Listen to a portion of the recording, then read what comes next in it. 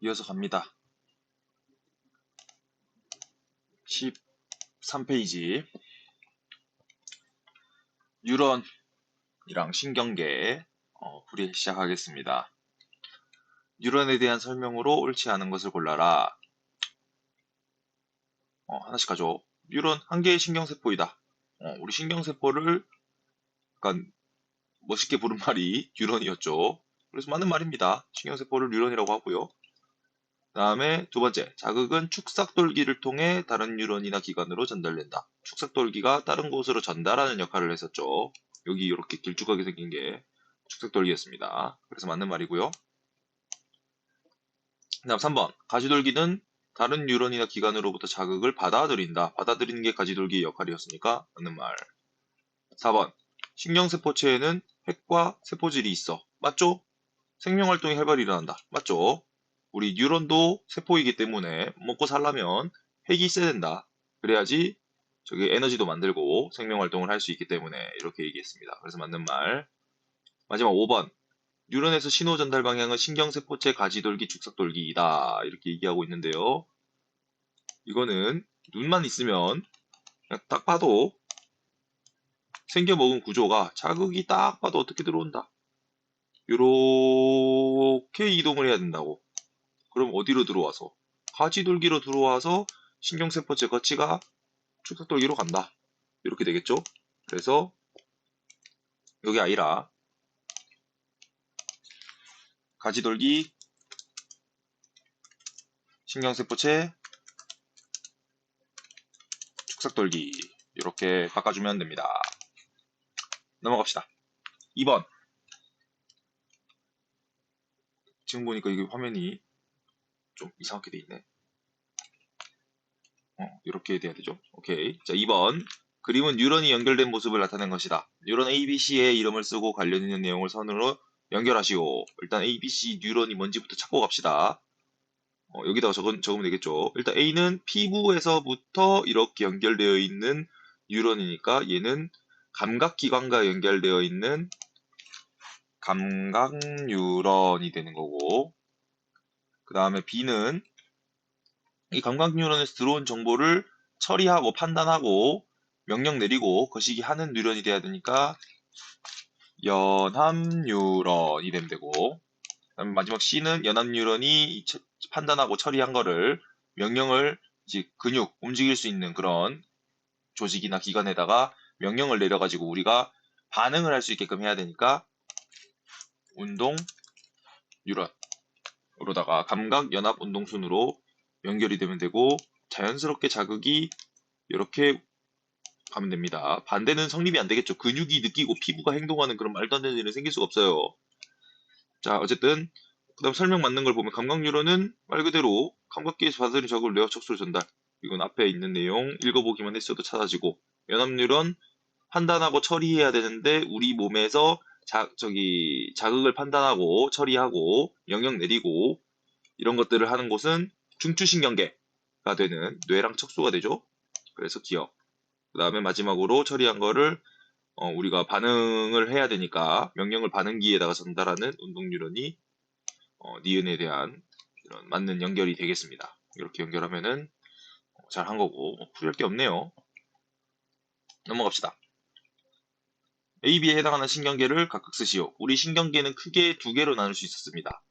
첫 번째는 우리 여기서 나와 있는 감각 뉴런과 운동 뉴런을 포함하고 있는, 즉 전달이 주 임무가 되는 온몸에 퍼져 있는 신경계인 무슨 신경계?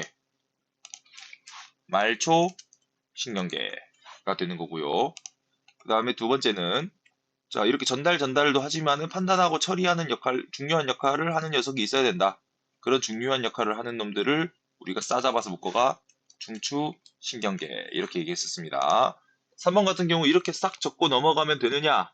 그렇게 해도 되지만 좀 우리가 중추신경계와 말초신경계에 대해서 깊숙하게 이해하기 위해서는 좀 정리를 해야 된다. 중추신경계는 또 두 개로 나눠지더라. 뭐와 뭘로 구성된다.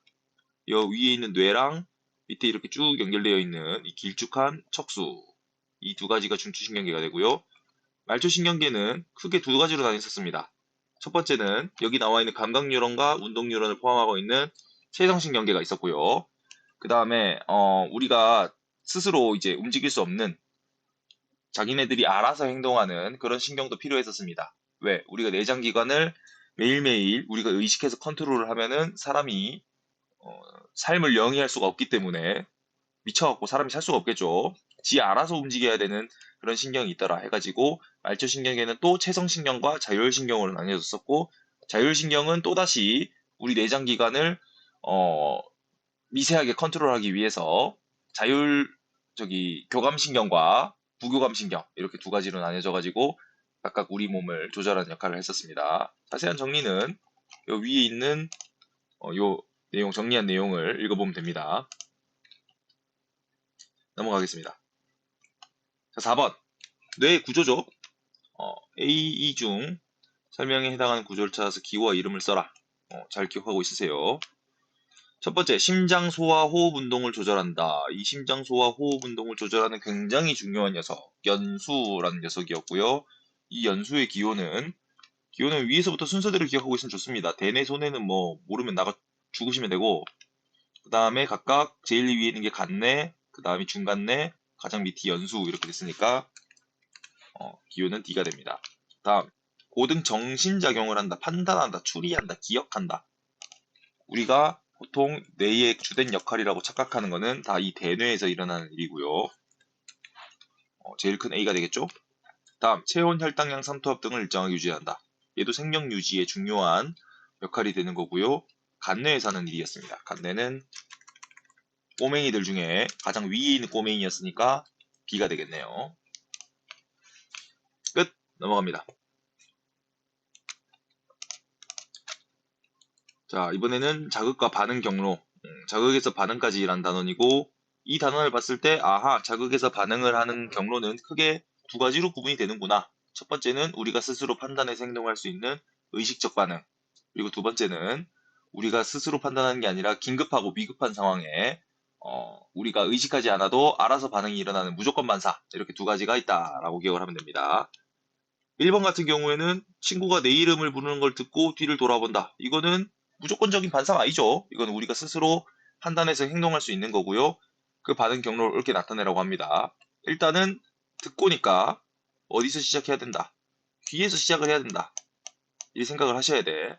그러면은 일단 자극이 들어오는데 당연히 자극이 어디로 먼저 들어와야 되느냐? 감각기로 먼저 들어와야 되겠죠. 감각기에서 일단은 자극을 인식을 해야 되니까 귀가 이 소리를 인식을 한 다음에 인식하고 감각신경으로 보내면 됩니다. 그리고 그때 이렇게 대뇌로 가냐 척수로 가냐가 두 가지로 나뉘어지는데 귀는 어디에 있는 거니까 얼굴에 박혀 있는 거니까 얼굴에 있는 곳은 굳이 척수를 거칠 필요가 없다 했죠. 그렇기 때문에 척수를 갈 필요가 없고 바로 대뇌로 가면 됩니다. 대뇌로 갔으니까 이 대뇌는 중추신경계로서 이 판단을 했겠죠. 내 이름을 부르네 뒤로 돌아봐야 되겠다라는 판단을 했을 겁니다. 판단을 했으니까 이제 명령을 내리면 되는데 뒤로 돌아본다라는 거는 일반적으로는 무엇을 움직이게 되느냐? 작게는 목을 움직일 수도 있고요. 크게는 몸통을 움직일 수 있습니다.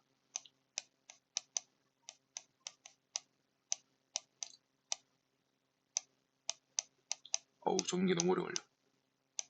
자, 몸통. 자, 목과 몸통 움직일 수 있는데 몸통이면은 확실하게 척수를 거쳐야 된다. 이렇게 얘기할 수 있는데 목은 좀 애매하죠. 애매해. 근데 목 같은 경우에도 이미 목은 척수가 존재하고 있는 부분이기 때문에 목을 움직이기 위해서는 척수를 한번 거쳐야 된다. 이렇게 생각을 하는 게 맞는 판단이라고 생각을 합니다. 그래서 척수로 갔다가 운동신경 반응기로 간다 해서 나는 정답을 5번이라고 생각을 하지만 1번도 우기면 정답이 될 수는 있어요. 그래서 내가 이걸 시험 문제에 냈다면 이렇게 애매하게 목을 움직이는 경우로 내지 않을 겁니다. 아싸리 손을 움직이든 팔을 움직이든 발을 움직이든 확실하게 목 밑에 있는 말초신경이 퍼져 있는 부분을 움직이게 할 거기 때문에 1번과 5번 중에서 뭐라고 해야 돼? 라는 고민을 굳이 하지 말라. 이런 애매한 거 안 됩니다. 넘어가겠습니다. 자, 2번 문제. 다음 표는 오른쪽 그림과 같이 두 사람이 짝이 되어 서 있는 사람이 아무런 신호 없이 자를 떨어뜨렸을 때 떨어뜨린 자를 잡는 거리를 측정한 결과이다. 이런 상황이고요. 자 들고 있다가 야가 놓을까 말까 놓을까 말까 놓을까 말까 놓을까 말다가 휙 놓으면은 이 사람이 억 하고 잡는 겁니다. 그럼 얘 입장에서는 지금 어떻게 하느냐? 어? 얘가 자를 떨어뜨렸네? 손을 놨네? 잡아야겠다. 즉 의식적으로 반응하는 거죠. 이건 무조건 반사가 아닙니다. 내가 잡기 싫으면 안 잡아도 되잖아. 잡고 싶으면 잡으면 되고. 그래서 이거는 의식적 반응이 될 거고요. 거리를 측정했더니 낙하거리가 이렇게 첫 번째, 두 번째, 세 번째, 네 번째, 다섯 번째 다 다르게 나왔습니다. 이건 뭐 안 해봐도 알겠죠. 내가 로봇도 아니고 어떨 때는 빠르게 잘 잡고 어떨 때는 좀 늦게 잡겠죠. 그래서 낙하거리가 다르게 나오는 건 당연한 거고요. 뭐 평균까지 내놨네요. 자, 옳은 것을 보기 위해서 모두 고르랍니다. 자, 기억. 실험하는 사람을 바꿔도 똑같은 결과가 나온다. 아니죠. 이거는 저기 반응이 빠른 녀석이 있고 반응이 느린 녀석이 있을 겁니다. 이거랑은 좀 달라 보이지만 비슷한 상황이 달리기, 100m 달리기를 할 때 심판이 총을 쏜다. 근데 이 경우에 이 1번 레인부터 8번 레인에 있는 8명의 선수가 모두 동시에 출발하지 않죠. 어떤 선수는 빨리 출발하고 어떤 선수는 늦게 출발할 겁니다. 그거랑 똑같은 개념이다. 이렇게 생각을 하면 되고요. 그다음 니은 반응 경로를 물어보고 있는데 반응 경로를 알려면은 이게 의식적 반응인지 무조건 반사인지를 알아야 되고요. 의식적 반응이기 때문에 그 의식적 반응의 경로를 우리가 서술을 하면 됩니다. 첫 번째는 일단 자극이 들어와야 되겠죠. 어디로? 눈으로. 왜? 내가 자를 눈으로 지금 보고 있는 상황이니까. 눈으로 들어왔고요. 눈이 인식을 하면은 시각신경 가는 거 맞고 시각신경이 간 거는 어디로 가야 된다. 의식적 반응이기 때문에 중추가 반드시 뭐가 돼야 된다. 중간뇌가 아니라 대뇌가 돼야 되겠죠. 다음 대뇌가 판단해서 어떻게 해야 된다. 자를 잡자라고 판단을 할 거고 자는 뭘로 잡냐? 손으로 잡아야 되겠죠.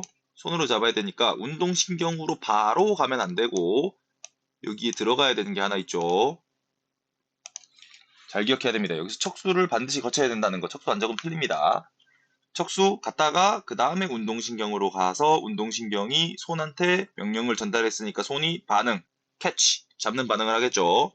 그래서 정리하면 자극, 눈, 시각신경, 대뇌, 척수, 운동신경, 손 반응 이렇게 반응 경로를 정리하면 되겠습니다. 그래서 틀렸죠.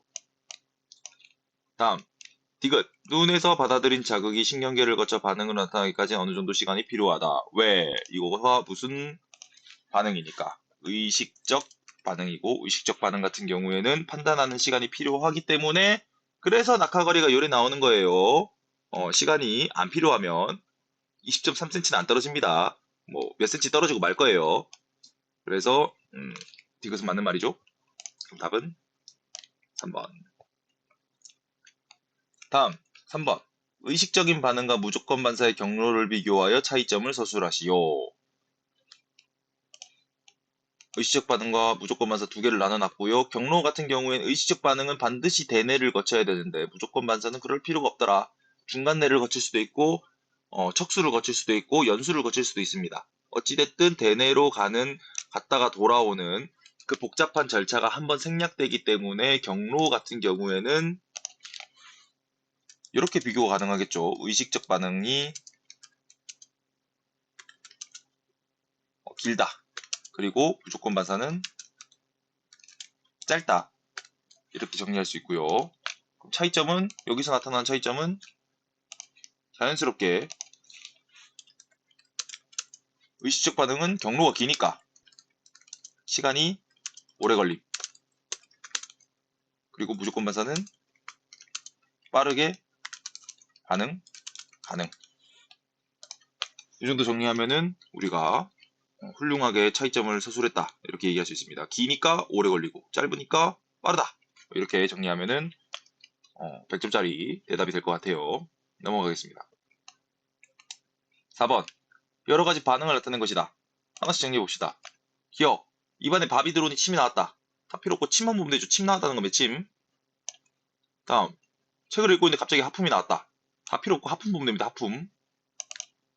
그 다음 디귿 앞정을 밟았을 때 따가운 걸 밟았네요. 그 다음 리을 축구공이 날아오는 것을 보고 순간적으로 잡았다. 이렇게 되고 미음은 빨리 먹고 일어났는데 갑자기 딸꾹질이 나왔다. 다 필요 없고 딸꾹질을 보면 되죠.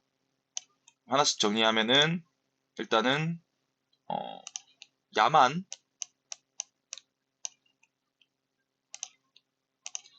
의식적인 반응이죠. 축구공이 날아오는 걸 잡는 거니까 의식적 반응이고요. 중추는 대뇌가 될 겁니다. 나머지는 싹 다 무조건 반사예요. 기억은 침이니까 연수죠. 하품 들어본 거니까 연수죠. 딸꾹질 들어본 거니까 연수죠. 연수는 들어본 거 이렇게 기억하면 된다 했고, 앞정을 밟은 거 그리고 무릎 반사 이런 것들은 우리가 위험한 상황이다 라고 판단하는 것들은 척수라고 얘기를 했습니다. 그래서 연수, 연수, 연수, 척수에서 일어나는 무조건 반사들이 이렇게 된다. 이렇게 정리해 놓고 문제를 보면은 겁나게 쉽겠죠. 1번 의지와 관계없이 이런 행동 모두 고르시오. 요거 기억, 니은, 디귿, 니음이 되겠죠. 대뇌랑 관계없으면 싹 다 의지와 관계없죠. 우리의 의지는 대뇌가 관장하는 거니까. 그래서 가나 다마가 되고, 중추가 연수인 건 다 정리를 해놨네요. 가나마. 끝. 넘어가겠습니다. 17페이지 호르몬으로 왔고요. 호르몬과 관련된 문제들 한번 풀어보겠습니다. 일단 기본적으로 호르몬에 대해서 니 알고 있니? 물어보는 1번 문제입니다. 기억, 내부 비샘에서 만들어진다. 맞죠? 설명할 게 없고요. 호르몬이 만들어지는 곳을 내분 비샘이라고 합니다. 다음 니은, 과사증이나 결핍증이 나타나지 않는다. 과사증, 결핍증 다 배웠죠 우리. 질병들을 여러 가지 배웠습니다. 다음 디귿, 분비관이 따로 없어서 혈관으로 바로 분비된다. 맞죠? 다음 리을, 혈액을 통해 이동하면서 모든 세포에 작용한다. 여기까지는 맞는 말. 제일 내가 좋아하는 스타일의 보기입니다. 반은 맞고 반은 틀린 거. 야가 틀렸죠. 모든 세포가 아니라 특정 세포나 특정 기관에 작용한다고 했고, 우리는 그러한 특정 세포나 특정 기관을 뭐라고 부르기로 했다. 표적 세포 혹은 표적 기관, 이렇게 부르기로 약속을 했습니다. 그럼 답은 1번 넘어갑니다. 호르몬의 작용에 의한 것이 아닌 것은, 우리가 배운 호르몬을 잘 아냐를 보면 되겠죠. 하나씩 봅시다. 어떤 호르몬이 하는지만 설명을 하면 됩니다. 뼈 근육 발달 촉진하는 거, 이거 무슨 호르몬? 적을 곳이 없네. 여기다 적자. 1번은 생장 호르몬의 역할이죠. 그럼 2번 혈당량 조절하는 거, 이거는 두 가지 호르몬이 관여를 하죠. 이자에서 나오는 인슐린과 글루카곤. 다음 3번 반사운동 조절, 이건 우리 아까 앞에서 실컷 봤잖아요. 무조건 반사, 이런 것들은 뭐 연수라던가 그 다음에 중간내, 척수 이런 데서 일어나는 중추신경계에 의해서 일어나는, 중추신경계니까 신경에 의해서 일어나는, 호르몬이 아니라 신경에 의한 거니까 답은 3번이 되고요. 4번, 5번 이어서 봅시다. 4번 체온 조절하는 호르몬, 우리 체온 조절 과정 뒤에서 나오겠지만은 이거 티록신에 의해서 체온이 조절이 된다 이렇게 얘기했고요. 그 다음에 2차 성징 두 가지나 있었죠. 남자는 테스토스테론, 여자는 에스트로겐. 이렇게 각각의 호르몬이 적어줘야 나는 이번 문제를 맛있게 먹었다, 씹어 먹었다 이렇게 볼 수 있는 거지. 3번 신경이네, 틀렸네, 나머지는 몰라 이라면은 이 문제를 요플레 뚜껑만 핥아먹고 나머지 버린 겁니다. 늘 얘기하죠. 넘어갑니다. 3번 오른쪽 그림은 사람의 내분 비샘을 나타낸 것이다. 설명에 해당한 내분 비샘을 찾아라. 1번 아드레날린을 분비한다. 아드레날린은 부신에서 나오고요. 기호만 적을 게 아니라 이름도 같이 적어줘야 되겠죠. 애초에 문제가 이름을 같이 적으라고 하고 있네요. 부신에서 나오고 기호는 C입니다. C. 이 양쪽에 있는 게 부신입니다. 다음 티록신. 티록신은 갑상샘에서 분비하죠. 갑상샘. 그리고 기호는 목에 있는 B입니다. 다음 혈당량 높이는 호르몬, 혈당량 낮추는 호르몬. 혈당량은 무조건 어디? 이자. 기호는 여기 있는 D죠. D. 그리고 4번 여성의 2차 성장을 2차 성장이 뭡니까? 2차 성장이 아니라 2차 성징입니다. 2차 성징을 일으키는 에스트로겐을 분비한다. 그럼 생식기인데 여자 생식기 찾으면 되겠죠. E가 여자 생식기입니다. 지 생식기가 뭔지도 모르는 미친 사람이 없기를 바랍니다. 여기는 여자니까 난소가 되겠죠? 그리고 E입니다. 자, 넘어가겠습니다. 4번 호르몬의 분비 이상으로 인해 발생하는 병명이 잘못 잡지어진 것은 인슐린 과다, 당뇨병. 인슐린이 과다하면 혈당량이 낮아집니다. 근데 당뇨는 혈당량이 높은 거죠? 이거 틀렸죠? 과다가 아니라 인슐린 부족. 이렇게 가면 되고요.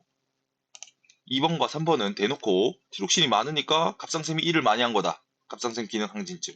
티록신이 부족하니까 갑상샘이 일을 못 한 거다. 갑상샘 기능 저하증. 생장 호르몬이 많이 나온다. 키가 많이 클 거고요. 근데 성장판이 닫히면 키가 못 크니까 몸의 끝부분이 커진다. 그래서 말단 비대증. 그리고 생장 호르몬이 부족하다. 키가 안 크겠죠? 키가 안 크니까 사람이 작네. 소인증.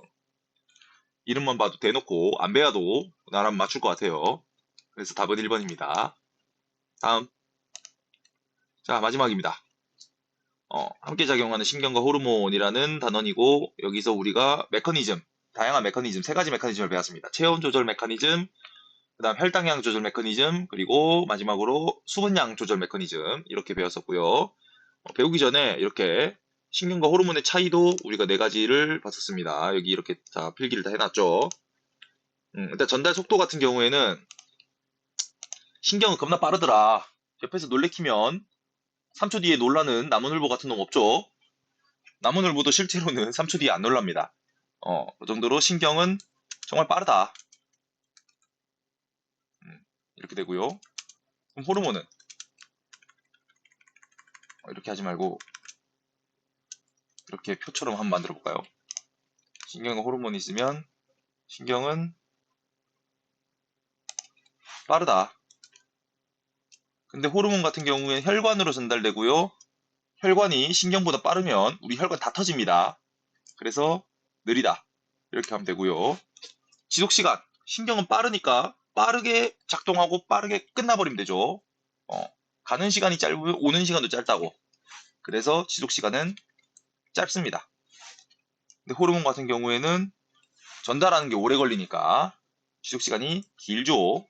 나는 이걸 카카오톡과 편지의 차이로다가 수업 시간 때 설명을 했습니다. 그래서 전달 속도가 신경은 빠르고 호르몬은 느리다. 그리고 지속시간은 신경은 짧고 호르몬은 길다. 이렇게 신경과 호르몬의 차이가 굉장히 큰 차이가 있었고 비슷해 보이지만은 그렇기 때문에 신경과 호르몬이 같이 일할 때 우리가 효과적으로 우리 몸의 기능을 조절할 수 있다. 이렇게 얘기를 했었습니다. 넘어가겠습니다. 자, 2번. 체온이 낮을 때 체온 조절 메커니즘이죠. 이때 호르몬 분비되는 과정을 순서 없이 나열한 거랍니다. 이렇게 나와 있는데 이것 같은 경우에도 마찬가지. 머릿속에서 이미 깔끔하게 정리가 되어 있으면 좋습니다. 그래서 한번 정리를 하고 가자고. 자, 일단은 체온이 낮아진 상황입니다. 바깥이 춥거나 이래서 체온이 낮아진 상황이 됐을 때 우리 몸은 이걸 인식을 해가지고 온도가 낮다. 우리 몸의 체온이 낮아졌다. 저온 자극이 전달됩니다. 어디로? 간내로. 간내가 체온 조절을 하니까. 자, 그럼 이제 간내가 체온이 낮네 이렇게 판단을 하고 호르몬을 분비할 준비를 합니다. 이때 어디에서 일이 일어나느냐? 뇌하수체에서. 엔터를 치고 할까요? 뇌하수체에서 갑상샘 자극 호르몬이 분비가 된다. 갑상샘 자극 호르몬이 분비가 됐으니까 당연히 이게 갑상샘에 자극을 가겠죠. 그러면은 갑상샘으로 이 호르몬이 도착을 했을 때 갑상샘에서 이제 나를 자극하네. 나 이제 티록신을 분비를 해야 되겠어. 하고 티록신을 분비를 합니다. 티록신의 역할이 세포호흡을 촉진시키는 거였고요. 세포호흡이 촉진이 됐어요. 그래서 자, 세포호흡은 에너지를 만드는 거라고 했고 에너지의 대부분은 열 에너지니까 결과적으로 체온이 상승을 한다. 이런 메커니즘으로다가 정리가 될 거고 찾아주기만 하면 되겠네요. 첫 번째, 이게 1번이 되겠죠. 체온이 낮구나. 그러면은 2번, 뇌하 수치에서 갑상선자극 호르몬이 나오겠네요. 자, 갑상자극 호르몬이 나왔으면은 이제 이 자극 호르몬이 갑상선으로 가서 일을 하면 되겠죠? 이게 3번이 되겠네요. 갑상선이랑 갑상샘을 차이를 물어보는 학생들이 있던데 그게 그겁니다. 갑상선 안에 갑상샘이 있고요. 갑상선 자극하면 갑상샘도 자극되고 갑상샘 자극하면 갑상선도 자극됩니다.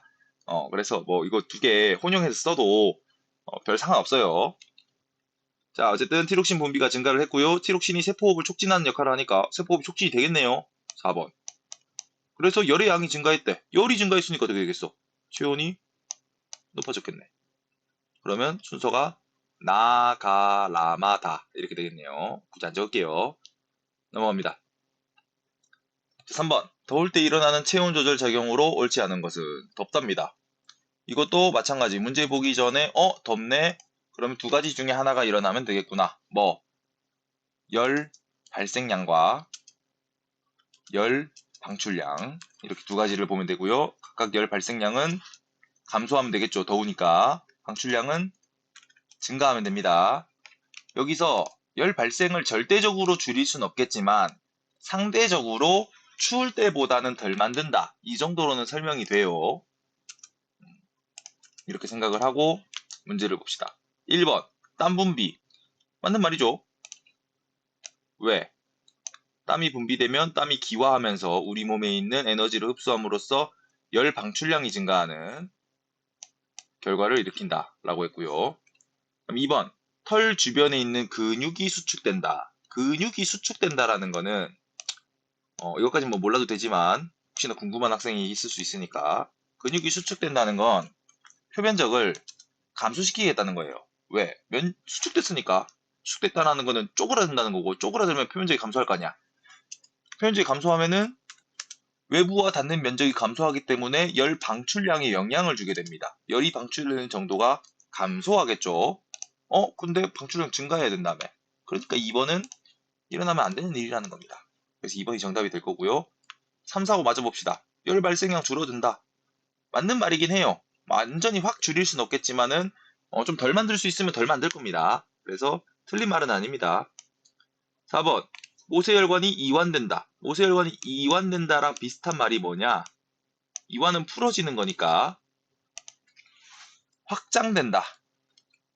이거랑 거진 같은 말이라고 보면 됩니다. 수축하는 거랑 반대죠. 수축, 이완, 수축, 이완. 수축이 확장이랑 반대라는 느낌이 있으니까 이완은 확장된다랑 비슷한 말이다. 이렇게 생각하면 되고요. 다음 5번. 피부 주변 혈류량이 증가. 혈류량이 증가한다라는 게 의미하는 게 뭐냐? 혈류량이 증가했다는 거는 흐르는 피의 양이 증가했다라는 겁니다. 그럼 흐르는 피의 양이 어떻게 증가했겠어? 우리가 교통량을 증가시키려면 달리는 차의 양을 많게 만들려면 우리가 가장 먼저 하는 짓거리가 뭡니까? 1차선인데 차가 많이 가게 하고 싶어. 그것도 감당이 안 되잖아. 1차선에서 어떻게 차가 많이 다녀? 그러면 도로를 확장하면 되겠죠. 흐르는 피해 양이 증가했다라는 거는 자연스럽게 혈관이 확장되었다 라는 것을 의미하는 거고요. 그러면은 4번과 5번 사실상 똑같은 말을 하고 있는 겁니다. 똑같은 말을 하고 있는 건데 똑같은 말을 약간 빙빙 돌려가지고 요런 게 이제 고등학교 스타일입니다. 그냥 혈관이 확장됐다 이러면은 너희들이 너무 쉽게 맞추니까 일부러 말을 빙빙 돌려가지고 혈류량이 증가했다. 똑같은 말로다가 이렇게 돌려서 설명을 해도 우리는 답을 찾을 수 있어야 된다. 5번은 좋은 보기예요. 실제로 고등학교에서 이런 식으로 문제가 많이 나온다는 거 미리 익숙해지도록 합시다. 그래서 어쨌든 답은 2번입니다. 자, 넘어가서 마지막 문제. 혈당량 조절 메커니즘입니다. 이자에서 분비되는 호르몬 X와 Y의 이름을 각각 쓰래요. X가 뭐 하고 있고 Y가 뭐 하고 있는지 보면 되겠죠. X는 점선으로 돼 있는데 포도당을 글리코젠으로 바꾼대요. 포도당을 글리코젠으로 바꾼다는 것 자체가 해석하면은 포도당이 감소한다는 거죠. 왜? 포도당이 없어졌잖아. 글리코젠 바뀌었으니까. 포도당이 감소했다라는 거는 혈당량이 감소했다는 거죠. 왜? 혈당량 자체가 피부에 있는 포도당의 양이니까, 피에 있는 포도당의 양이니까 포도당이 감소했으면 혈당량 감소네. 혈당량 감소면 누가 한 거다? 인슐린이 한 거다. 이렇게 정리되면 되겠죠. 똑같이 얘도 해석을 하면 글리코젠을 포도당으로 바꿨네. 포도당이 많아졌네. 포도당이 많아졌다는 거는 혈당량이 증가했다는 거네. 혈당량이 증가했다는 건 이거는 글루카곤의 역할이란 거네. 이렇게 해석을 하면 되는 거예요. 그러면은 X와 Y는 각각 X는 인슐린, Y는 글루카곤 이렇게 되면 되겠네요. 자, X와 Y에 대한 설명으로 옳은 것을 고르랍니다.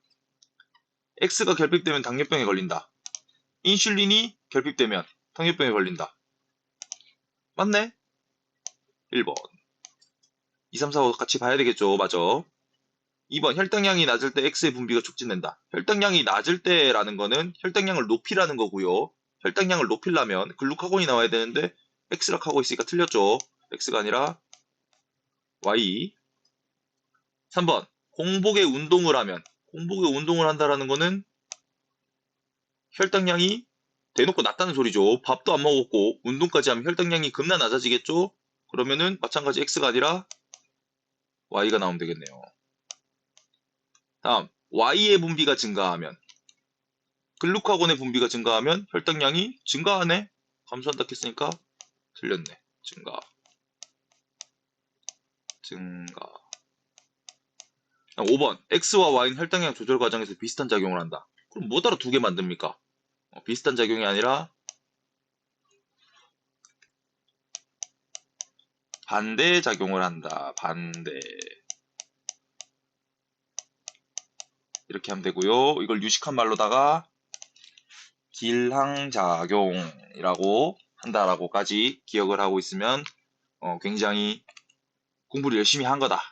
이렇게 이해할 수 있겠습니다. 자, 이렇게 갖고 4단원 풀이를 다 했고요. 뭐 외울 게 많아서 그렇지 잘 외우면 다 맞출 수 있는 문제를 낼 겁니다. 저기 수업 시간에도 얘기했고 문제 풀이할 때도 쭉 얘기를 했지만 4단원은 정말 작정하고 좀 쉽게 냈습니다. 대부분의 문제들을. 그렇기 때문에 이 영상을 보고 요 정도 풀이할 수 있으면 진짜 엔간한 문제 다 맞춘다고 보면 돼요. 그렇기 때문에 좀 마지막 날 마지막 표시니까 좀 열심히 한번 해가지고 최소한 점수를 좀 맞도록 노력을 한번 해봅시다. 1단원은 뭐 좀 어쩔 수 없다 치더라도 4단원은 엔간하면 맞출 수 있다고. 그러니까 좀 열심히 했으면 좋겠습니다. 어쨌든 남은 시험 좀 화이팅 하시고 열심히 공부해서 좋은 결과가 있길 바라겠습니다. 자, 그럼 영상 여기서 마치도록 하겠습니다. 화이팅!